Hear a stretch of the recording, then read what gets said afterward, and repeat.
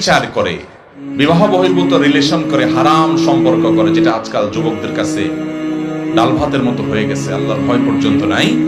এটা যে করে, সে যার সাথে এটা করে, সে যদি এটাতে সম্মত থাকে তো সে নিজে একজন ব্যভিচারী হয়, কোনো ভালো মানুষ হতে পারে না।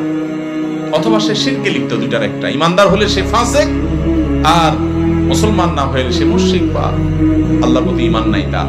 এরকম লোকের সাথে সে জেনা করে থাকে। এখানে আল্লাহ তাআলা সংবাদ দিয়েছেন, কেউ জেনাকারী হলে সে জেনাকারী মেয়েকেই বিয়ে করতে হবে, আর কোনো নারীকে বিয়ে করতে পারবে না।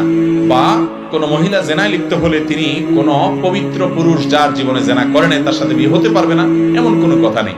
অতএব যারা জেনা করেছেন, আল্লাহ তাআলার অবাধ্য হয়ে হারামে লিপ্ত হয়েছেন, তারা যদি বিবাহ বন্ধনে আবদ্ধ হয়ে যান এবং হারাম থেকে সরে আসেন, আলহামদুলিল্লাহ, ভালো কথা যে তারা হারাম থেকে হালালের পথে আসছেন। এখন তাদের কাজ হলো আগের কৃতকর্মের জন্য আল্লাহর কাছে মাপ চাওয়া।